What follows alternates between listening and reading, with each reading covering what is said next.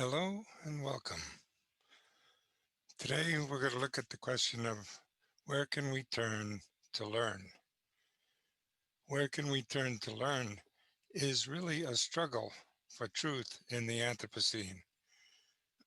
This is not easy, especially in the face of official disinformation, corporate propaganda, and pervasive public mistrust. This is what we're up against now, official disinformation from the highest sources in governments, corporate propaganda from every sort of sponsored source, and pervasive public mistrust of all institutions. How can you seek out information and start to learn in this kind of context in the Anthropocene? Take the case in point. What's going on in the White House at this point? How can we find out? Where can we turn to learn? You can say, well, a spokesman will make it clear, but in fact, spokesmen don't usually make it clear. In fact, they usually obfuscate and create a great deal more complex confusion in everyone's mind than clarity. So just the existence of a spokesman doesn't make it clear what's going on. What were the details of the president's hospitalization, for example? Why were they not made public? Even more telling, if he was ill, why did the doctors permit him to tour the block in the SUV, where he seemed to be waving to what he regarded as his fans, if not supporters? Furthermore, why is the public not being told the one question that correspondents keep asking? When did the president test negative for the last time in the COVID-19 epidemic? Well, this has led people to try to deduce from his behavior and from the information fragments that we receive what kind of condition he has. And you can hear this kind of speculation almost every evening in the news. In terms of the way that the information about the president's health has been conveyed to the public, it hasn't inspired confidence, both because of the lack of specificity from Dr. Conley, from the way that he's waved off certain questions without explanation of why he's waving them off, but also because he's given some inconsistent information, including stuff that he's had to go back and revise. If you could wave a magic wand and invent a new spokesperson to give us meaningful information about the president's condition that you think the American people should have. You just mentioned a few things there, chest CT or chest x-ray, his basic labs, potential blood gas reading. What are the things that you think that we should demand to know about the president's condition in order to better understand his level of illness? You bet, Rachel. So anybody that comes in with shortness of breath and we think they're high risk for COVID-19 and then proven in the president's case to actually have it, these are what I want to know, especially if they're gasping for breath. The way the president looked like he was actually audibly gasping for breath after he did what we call a modified stress test walking up a flight of stairs. What I would want to know when somebody like that is, I want to see a chest X-ray and a high resolution CT scan of the chest. Let me take a good look at his lungs and see if there's any type, what we use the term as technical term, an infiltrate or ground glass opacities. Those are technical terms. What we want to know is there evidence of pneumonia, something filling his airways in his lungs? The answer probably is yes, absolutely, because they gave him dexamethasone and remdesivir. There would be no other reason to give those medications. There's no FDA approved reason to give those medications unless it was for COVID-19 pneumonia. I'd also want to get renal or kidney markers because we know COVID-19 can impact the kidneys. Want to make sure the president's kidneys are doing okay because a lot of patients that go into the ICU for severe COVID-19 pneumonia have kidney failure, need dialysis. Let's see how he's doing there. What about something called a D-dimer? It's a type of lab value that helps us risk stratify the president, in this case, as to whether or not he might be at a high risk for blood clotting. Because as you know, Rachel, this has been talked about at length, COVID-19 patients, especially those in the ICU or with severe illness, are at risk for blood clots. What's holding them back from giving the public the information?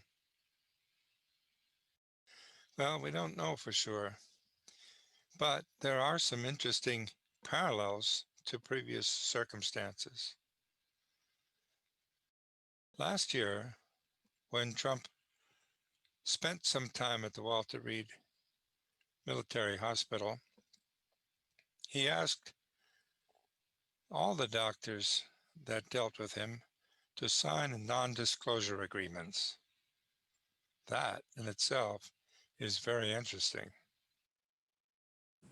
Joe, as we continue this conversation, I want to mix in some new reporting just posted by Carol Lee and Courtney Kuby of NBC News. You were asking about these doctors and why they can't come out and give straight answers and what happens to these people. Well, we may have part of the answer in this new reporting from Carol and Courtney, which explains that during the visit, that mysterious visit to Walter Reed in November of 2019, President Trump mandated signed NDAs from physicians and non-medical staff, most of whom are active duty military service members. At least 2 doctors at Walter Reed then in 2019 refused to sign the NDA, and they were subsequently not permitted to have any involvement in the president's care. So the president asking doctors to sign non-disclosure agreements. Again, this is not for his visit a few days ago, but for his visit to Walter Reed, that mysterious one. We still don't know why he went exactly in November of 2019. Well, it certainly wasn't for a routine checkup, or else, of course, you wouldn't have doctors sign NDAs. Wow. Which again tells us that the president is just as misleading about his health records as he is about his taxes.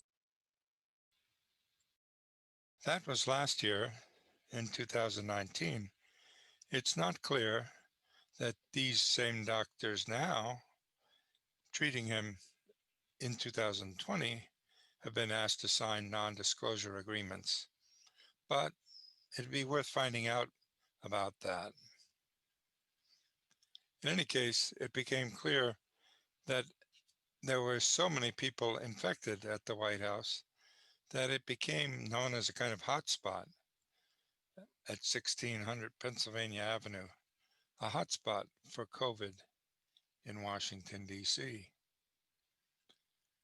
Staffers were quite angry, and they started calling the Amy Coney Barrett announcement of her nomination as a candidate for the Supreme Court in the Rose Garden as the Rose Garden Massacre, because so many people appear to have picked up the coronavirus, not only outside, but in the inside receptions that were held in her honor and the honor of making this appointment.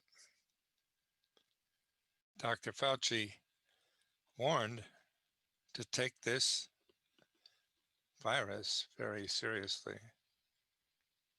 But it's not clear he's being listened to by the White House.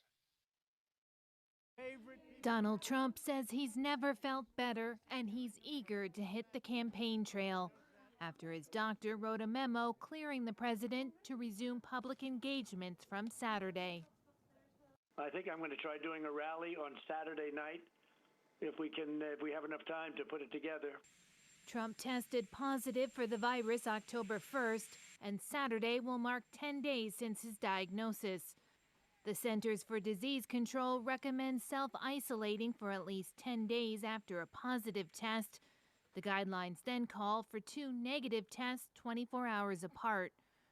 While Trump may say he's feeling great, Dr. Fauci, the government's top infectious disease expert, warned not to underestimate the virus. I don't want to be commenting specifically about the specific things that the president is doing. What I can say that we should not trivialize this disease. This is a serious disease. It's killed 210,000 Americans, infected more than 7 million others. and killed 1 million people worldwide. So it's not something that you should take lightly. Meanwhile, House Speaker Nancy Pelosi has unveiled a bill under the 25th Amendment to assess presidential fitness.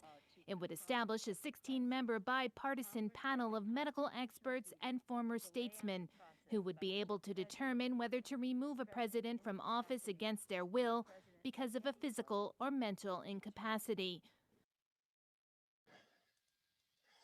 Trump has plans to resume his campaigning on Saturday, and in fact, Speaker Pelosi has announced an investigation into the suitability of the 25th Amendment.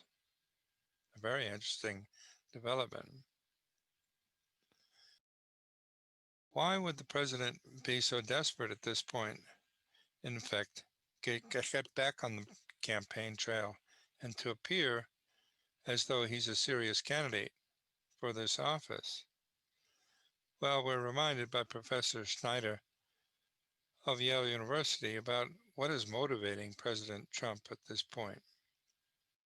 What does a desperate Donald Trump do? Because a desperate Donald Trump is different from a desperate Ali Velshi or Tim Snyder. He's got things at his disposal that we don't have. What do you make of this?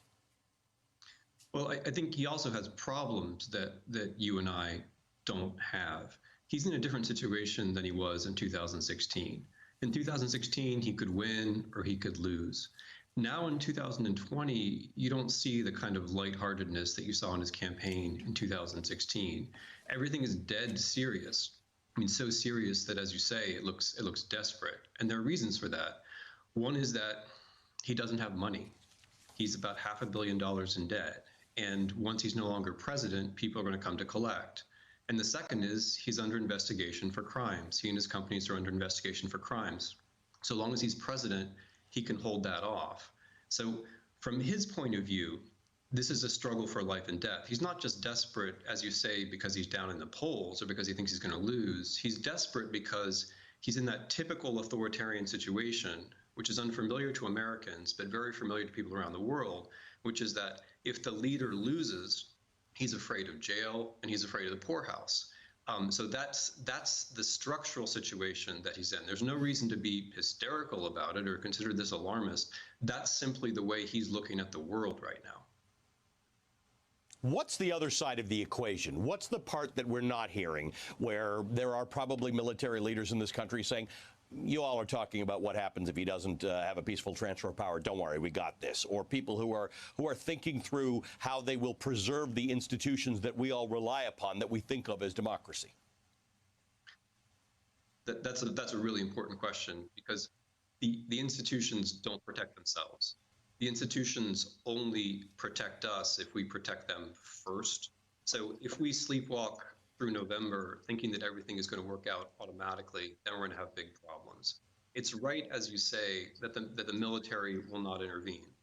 However, what Mr. Trump has been trying to do since the summer are two things. First, he's been trying to change the Department of Homeland Security into an agency which acts against what he perceives to be domestic terrorist threats. And he himself has defined a threat as people protesting around the right to vote. The second thing that he's done is he's been encouraging American citizens to take part in voter intimidation. So these are the things that we have to watch out for. These are the things that we need to be alert for, even as we are calm. And by the way, these are also the things that law enforcement has to pay attention to. In the weeks to come, law enforcement at every level, local, state, and federal, needs to think, am I following the rules here, or am I bending or breaking the rules on behalf of someone who is desperate to stay in power? It's clear that the entire exchange has reflected very poorly and, in fact, destroyed the reputation of major American institutions, in particular the CDC, the Center for Disease Control. It's for this reason that a scathing indictment came forth from a former director of the CDC, Dr. William Fauci. Dr. William Fauci wrote a letter that became public this last week to the current head of the CDC, Dr. Redfield, in which he suggested that Redfield resign and apologize to the American people for the mistakes he made, while indicating to the faithful doctors working within the CDC that they will receive his continued support from now on. If he's fired by the president, at least he will have stood up to the president on the point of principle. This is what Dr. Fege emphasized. Let's listen. The letter to CDC Director Robert Redfield says in part, quote, the first thing would be to face the truth. You and I both know that. One, despite the White House spin attempts, this will go down as a colossal failure of the public health system of the country. The biggest challenge in a century, and we let the country down. The public health texts of the future will use this as a lesson on how not to handle an infectious disease pandemic. Two, the cause will be the incompetence and illogic of the White House program. Three, the White House has had no hesitation to blame and disgrace CDC, you, and state governors. They will blame you for the disaster. In 6 months, they have caused CDC to go from gold to tarnished brass. That is the beginning of a private letter that was sent to Dr. Redfield late last month. Although we don't know who leaked it, it was written by a legend in the public health world, Dr. William Fege. Among his many achievements, Dr. Fege is largely responsible for the eradication of smallpox. He served for 6 years as the director of the CDC, and for his lifetime of public service was presented with the nation's highest civilian honor, the Medal of Freedom. So what he says carries real weight. And in that letter to Dr. Redfield, he did not mince words about the need to stand up to the Trump administration, telling Redfield, quote, resigning is a one-day story and you will be replaced, but you could send a letter to all CDC employees laying out the facts. You could, up front, acknowledge the tragedy of responding poorly, apologize for what has happened and your role in acquiescing, and assure them that you will defend their attempts to save this country. Don't shy away from the fact that this has been an unacceptable toll on our country. It is a slaughter and not just a political dispute. The White House will, of course, respond with fury, but you will have right on your side. When they fire you, this will be a multi-week story, and you can hold your head high. That was what a leading voice in public health was calling on Dr. Redfield to do just last month. Stand up to the president and be willing to lose your job in the process. Dr. Fege became recognized not just in this country, but around the world for his role in eradicating smallpox. It's for this reason that he received the highest civilian award available in America, and President Obama presented him with the Medal of Freedom. It's true that a heroic declaration urged upon the director of the CDC, Dr. Redfield, by a former director and recipient of this highest medal of honor, Dr. Fege, could be a first step in reestablishing public trust in the capacity for truth in government. But this would only be the first step in a very long journey to restore government respect for and credibility in the sciences. The reason is the sciences have been under sustained and long attack from all recent Republican administrations. Ever since the scientific evidence was published about coal plants and acid rain when Ronald Reagan occupied the White House. With the assistance of billions of dollars of petroleum money from ExxonMobil, the Koch brothers, and the groups they supported and sponsored, the Republican Party has systematically embraced suicidal anti-environmental policies. Further, the dark money that they've provided has come to affect and infect not only politics, but the educational institutions around the country as well, to such an extent that we see most of the major institutions have not divested from fossil fuels. On the contrary, they begin in the administrations of these schools to see the world very much like the corporations they reveal themselves to be. Their faculty has come out in favor of divestment. Their students are in favor of divestment. But as corporations, what we've learned is that despite these protests from students and faculty, universities behave like corporations, maximizing return in the short run. This is why fossil fuels still seem attractive to them to invest in. Places like Yale are even more deliberate and explicit about the collaboration. The William F. Buckley Jr. program has been established at Yale largely with the support from the American Enterprise Institute to debate things like, do fossil fuel divestments work for universities? Interesting way of framing the problem. Not should we divest, but are we making money from them? Then, if the conclusion is yes, we make money from them, why should we divest? A very interesting perspective, underwritten, as I say, by the American Enterprise Institute through the William F. Buckley Jr. program at Yale. This is why Rhodes Scholars and other groups of international scholars, independent of any one institution, have begun to warn of the transformations required by the global climate crisis. A primary voice among them has been Gus Speth. Demonstrating outside the White House, he made it clear that it's time to step outside the system and do some things we haven't done before. We've got to take our protests to the highest levels of government, in this case, the Obama administration. Gus Speth had his training at Yale to begin with, and then at Balliol College in Oxford, where other voices are also critiquing the free market and its devastating impact on the world environment. Kate Raworth, in her new book, Donut Economics, is a great example of this. And Gus Speth has continued to publish as well beyond his retirement. This new edited piece on new systems is very important and worth reading cover to cover.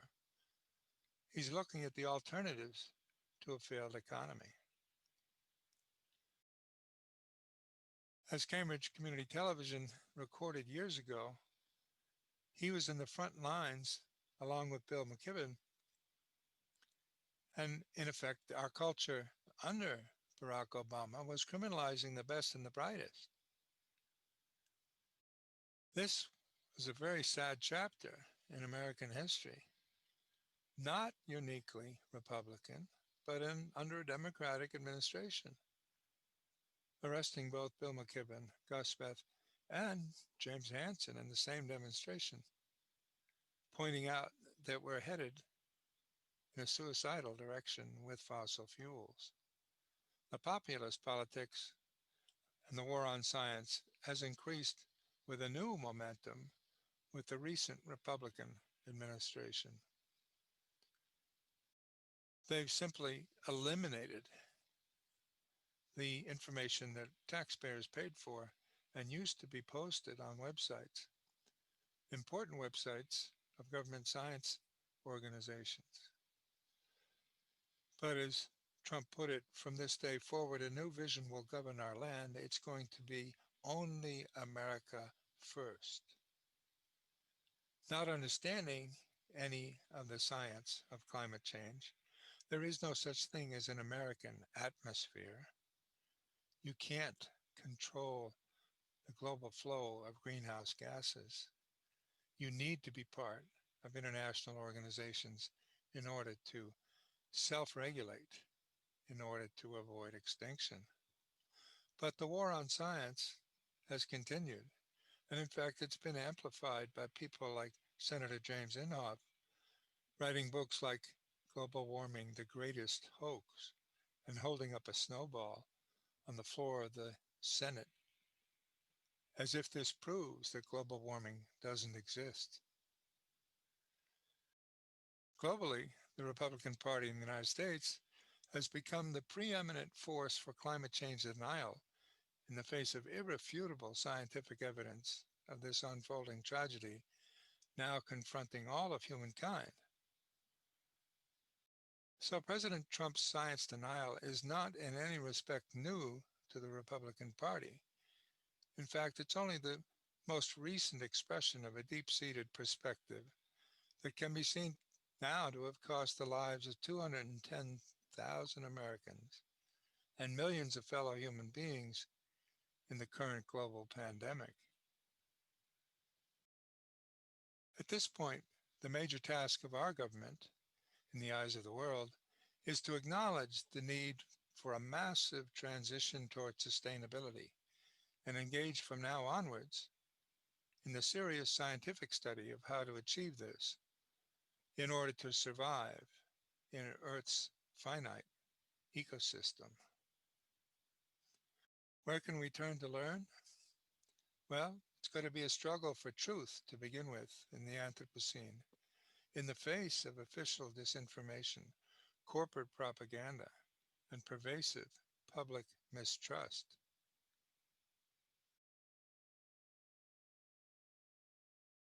But we've been warned, if you do not change direction, you will most likely end up where you were headed.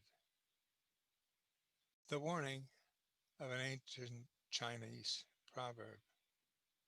Very unsettling for those of us in America who realize that we have become thoroughly dependent upon fossil fuels. They're non-renewable, and we will not be renewed if we cannot make the transition away from fossil fuel dependence. This is why transition studies are crucial to help illuminate the way to a just and sustainable future on a finite planet.